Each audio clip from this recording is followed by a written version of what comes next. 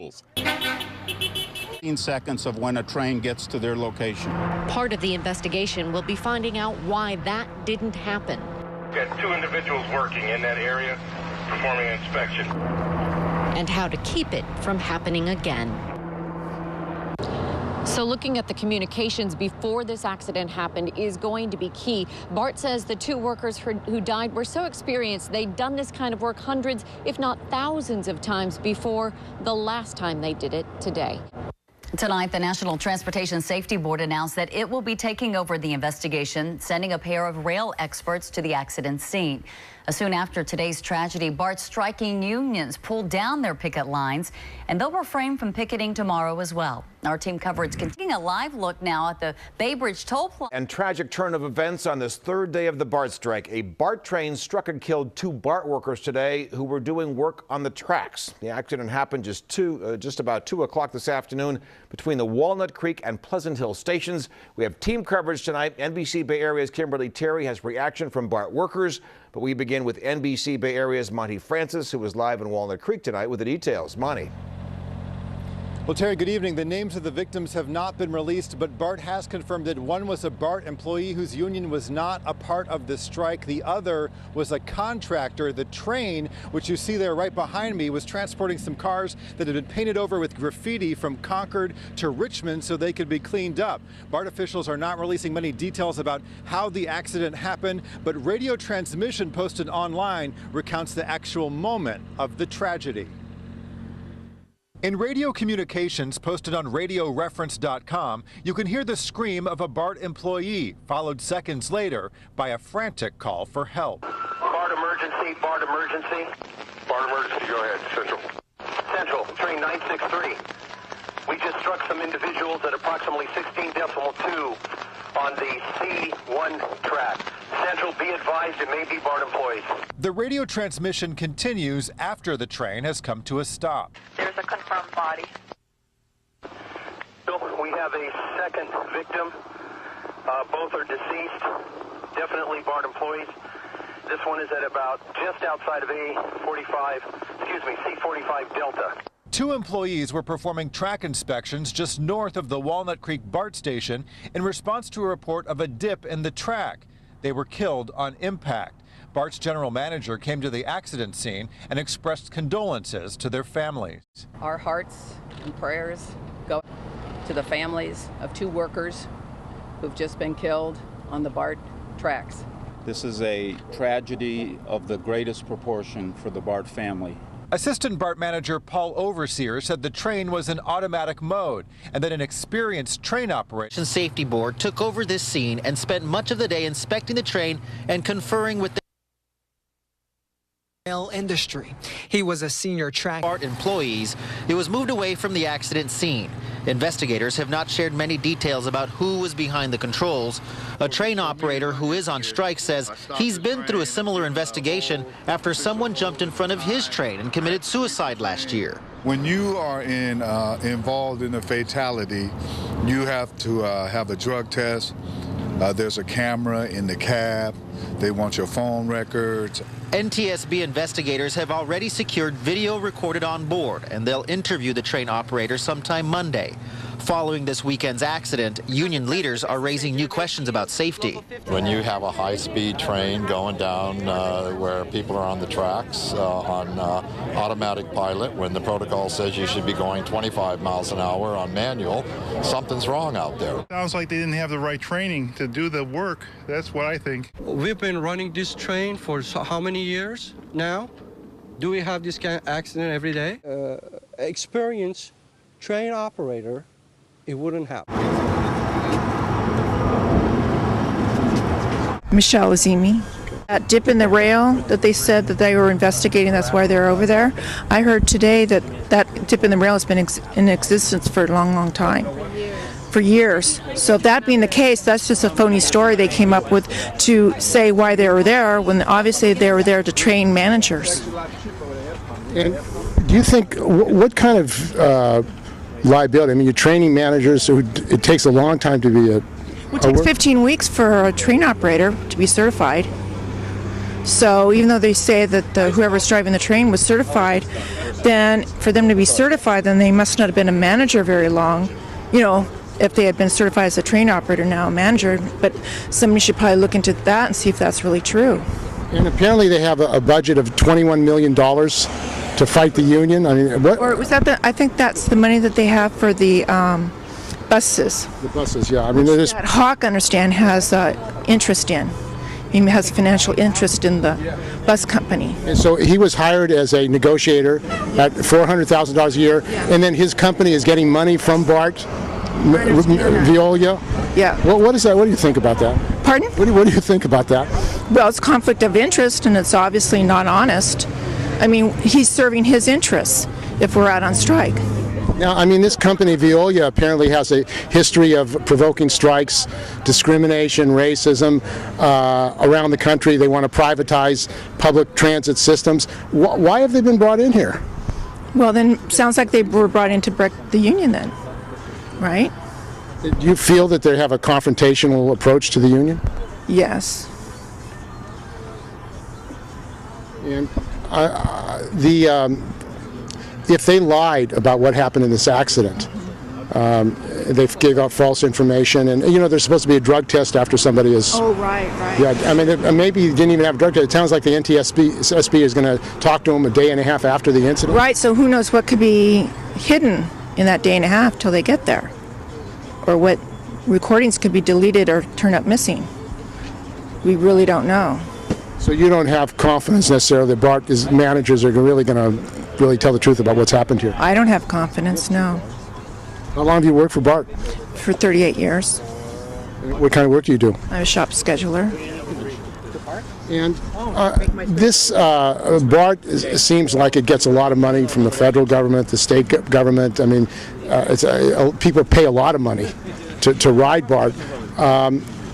Yet they say at the same time they want the BART workers to take a pay cut to pay for new trains. Right. Yes. Where is this coming from? Well, it's just another idea they have. You know, they got people to make changes in work rules, maintenance department 4 years ago to save $100 million. But I guess they want people to make concessions again. And what has that meant? What have these previous cutbacks meant for the workers at the rank and file? We don't have the inspectors anymore. We have very few of them left. They didn't want them inspecting the trains, and these were people that's all they did, and they felt that it was too much money to spend on them, and they didn't think it was necessary, so they gradually had them cut back from inspecting unscheduled cars. And then instead of re-inspecting preventive maintenance cars, you only inspect it once. You don't re-inspect to see if the work was done properly afterwards. And they've just gradually got rid of them, put them in other jobs, and now they have mechanics and ETs doing the inspection. They made a category called Quality Team Leader, and they have that person doing inspections. But they never even had the amount of training that the inspectors had to be inspectors. With just very limited training, they have them inspecting the cars. I think it's always better to have a different set of eyes look at something, not the same person that's going to repair it. It's always good to have a different set of eyes look at something. And I mean, this cutting back inspectors, it seems like it's potentially very dangerous. Yes. I mean, BART's been very lucky. Something hasn't happened mainline. And they're getting a lot of money. Why would they cut back the inspectors? It seems like they have money for managers. They have money for executives. That tells you what their priority is, isn't it? What is their priority? Management. Have more managers. Buy computer programs, expensive computer programs. I don't know. So the rank and file people who do the work, inspectors, they're cutting back at the same time that they're hiring executives, $400,000 for Hawk, that kind of thing. What does it say about the management and board of directors of BART? Well, they seem to agree with each other. I mean, I guess you could say there's a lot of disdain for the rank and file. So you don't think they're really hearing the voices of the people who do the work here at BART? No, not really. What's the solution? somebody, I guess, with some authority to come in and clean house. Like, we used to have 359 mechanics, I don't know how many years ago. Now we only have 256. So that's a drop in 36%. There's been a... Yeah. And I don't know how many they've lost in ETs, grounds workers, gone way down the amount of people. But what BART does is they budget for, a certain amount of positions. Maybe not all those positions are filled. Like, a lot of people left, they retired. Okay, well, when they retired, they didn't fill the position. I'm not sure about it, but I believe that they're still budgeting as if that person was there. So if they're still budgeting as if that person was still there and they're not, what are they doing with that money? I think they should bring an independent auditor into BART to look over their books and see how they spend money or waste money. Apparently they've been fighting bringing in an independent auditor. They don't want an independent auditor in. It's a public agency, a public money, people's public funds are going in this. Why would they fight an independent auditor? Well, that's a good question. I think, if you have nothing to hide, why are you hiding? You know what I mean? So. Now, the other thing is this, they're calling, some politicians are saying, it's on the A, that there should be anti-strike legislation, that BART workers shouldn't have the right. What do you think about these calls by politicians to prevent you to have the right to strike? I don't know. I'd have to talk to somebody like Muni. I understand they lost their right to strike, so things get arbitrated. I think we should always have the right to strike, but see, BART doesn't even want to arbitrate on this contract, or at least not the work rules separately, and that's surprising. So they must be thinking they'd lose. Why else would they fight it? And do you think it's a danger to your work conditions and your work rules if they do go to an arbitrator? What if the arbitrator ruled against you on your work rules? Yeah, that would be bad. And then I think you'll see more things happen where people's lives are at stake. On the issue of funding of BART, there is no transit tax on corporations, on big business, and the developers. Every time they open up a new BART station, all the property values go up. It shouldn't. They should be tapping into that as a resource, and to buy these new cars. And they've known for a long time how old our cars are. They can't even get parts for them. So, it sounds like extremely dangerous if you have old train cars here, and yet you're cutting back on the mechanics and the inspectors. Aren't you? Isn't that potentially disastrous? Yes. Yeah. Mm-hmm. Why isn't that a public issue? Well, the public doesn't get riled up about it because the media doesn't present that side. They're not going to talk about that. And even now, people get more mad about the rank and file and what the earnings they have. They don't ever question what the managers make and what benefits they have. It doesn't seem to upset them at all. And you personally, how were you affected by the concessions or the givebacks previously by the union? I may be affected by pay, but I wasn't an inspector, so I didn't lose my job. They didn't lose their job, they gave them another job. But yeah. You have already given up. Oh, yeah. The BART workers have given up a lot of money. So you're saying let's catch up now that the economy's better. And especially since they put it across that, hey, we need this money, or we're in the hole because the economy was bad then, real estate market was bad, and we need you to make sacrifices. So that's what happened. People made sacrifices. Well, the economy's better now and you got more riders, so why are you saying you don't have the money to pay the workers? And they're saying, well, because we've got to buy all these new cars, so you guys got to pay for it. But you don't believe that that's a good way of handling things? Right, but I don't run the show, so. Okay. What kind of work do you do? I'm a shop scheduler. Trained and be up to speed, certified. So, yeah, I think that this could have been avoided, but that's my own opinion. One worker told KPIX5 there are protocols to avoid this type of accident, that the train should have been in manual and going only 20 miles per hour, and that there should have been a series of horn blasts and warnings. For months, unions have been warning that allowing hastily trained managers to operate trains during a strike could lead to safety concerns. Jim, And what are your concerns here on the picket line? How long have you been out now? For 5 days? 5 days. Yeah, what are 4 days, yeah. And what's your concerns today? It's still like everybody else say safety. I mean, for worker and the public. And you know, you see what happened right here. It shouldn't even happen with the issue we got.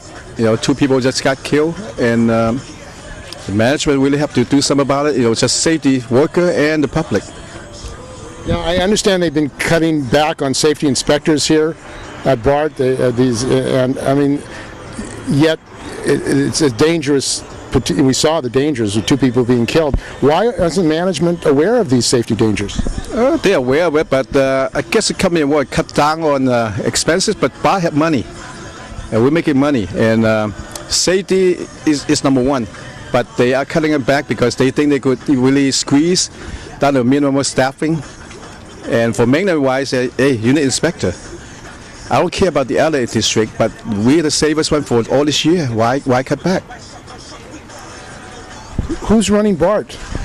Who's running BART?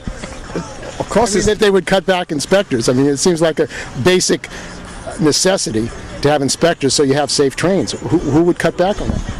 Who would cut back? It's management. Yeah, I mean, whatever they're thinking, they say to their mind, it might be a different story than what they tell you. So, number 1, you really want to save for the public, you need inspections. And a better pay mechanic means better quality, not quantity. And we are really, you know, with the region that we're in right now, is really high pay, but it's not actually high pay, it's a real high cost of living here. And most people have locality pay, but we don't even have that.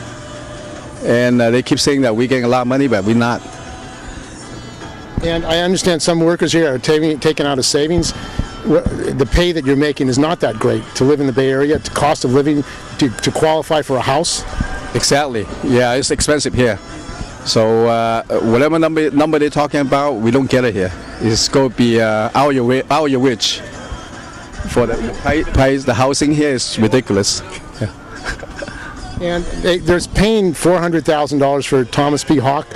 What do you think about this guy, Thomas P. Hawk? UN buster. That's what his job is, just to take us out. And safety is not concern for them. And I think that $400 could be better spending on reducing the fare. They worry about the fare for the public. And he should be out here. Why would they hire a union buster? I guess anybody guess that they want to save money, I guess. Right? In counting your safety. Now, when the union gave concessions, that you've lost a lot of money as a result of previous concessions. How has that affected the workforce? They take the workforce a lot smaller, and they run a few overtime to cover up the personnel that we lost. And we do need to hire a lot of people after this is over. So in other words, they haven't hired people even though they've had money to hire people. They hire a few people, but not a lot more than what we usually have, and the staffings are low. And what's your job classification? I'm a mechanic here. So. And the conditions of having to work overtime, and how does that affect doing the job properly if you're working a lot of overtime? Yeah, we could probably do some of the overtime to make up some of the people that we lost, but you know, it's a lot of hours work, and eventually we're gonna hire more people. And the manager that was running that train that ran over the 2 workers, do you think it was irresponsible for the management to be running trains in that situation? Yeah, I couldn't say. Yeah, you need more train than that to run the train. Yeah, as far as I know nothing about controlling a train. So. How long have you worked at BART? 15 years. It seems like it's going downhill. Yeah, from when I got here. Yeah, yes. How has it changed since you got here?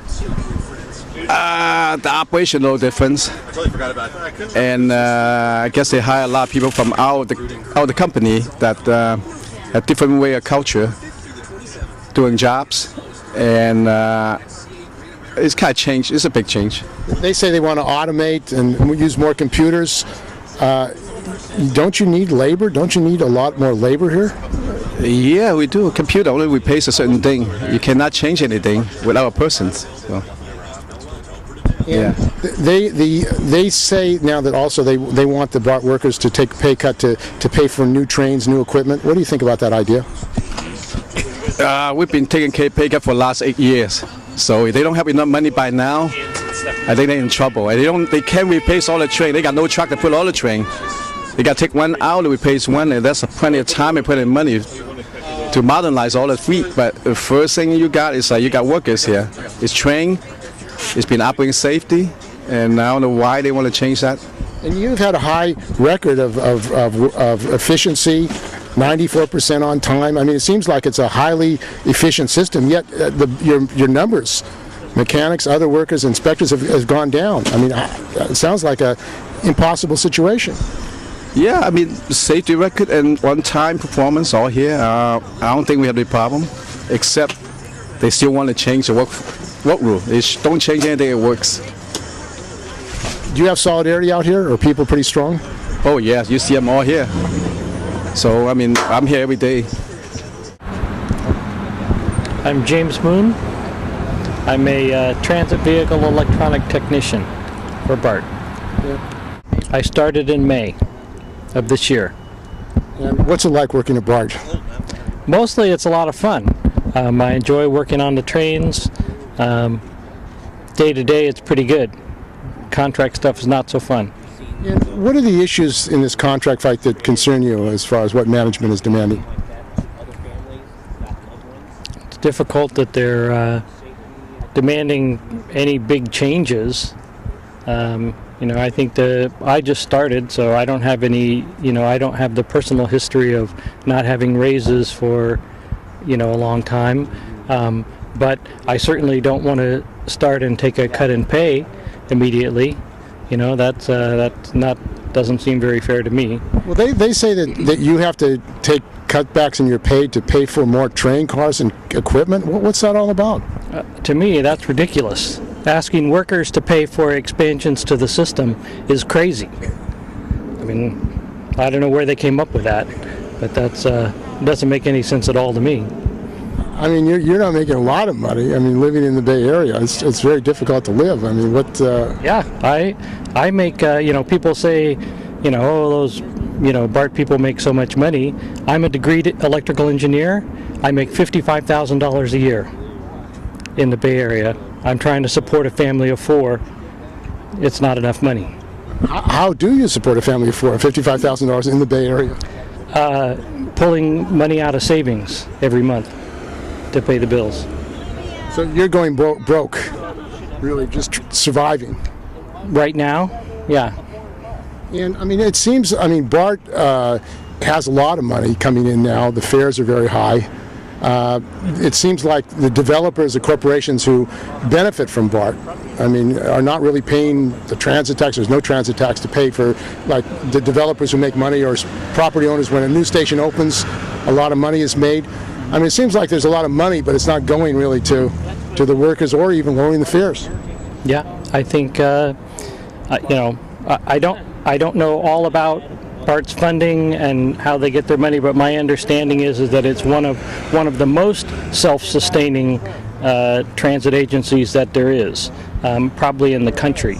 That they get almost all of their money from fares and things like that, and so they do a lot better in that regard than a lot of other transit agencies that are heavily subsidized. I think I've heard the figure of like 70% or something comes from the fares. So now you had the accident, the deaths of 2 workers here at BART. Does that surprise you that something like that would happen? I think it's tragic that happened. I don't have really any more to say about that. You think they should have been running trains when there was a strike of the workers? Not in my opinion. Yeah.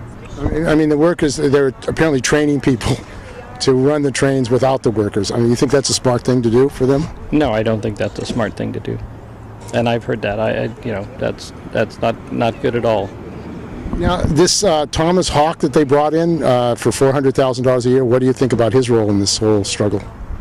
It seems to me like he's done a lot of provoking and seemed to be his agenda to provoke a strike, from what I can see.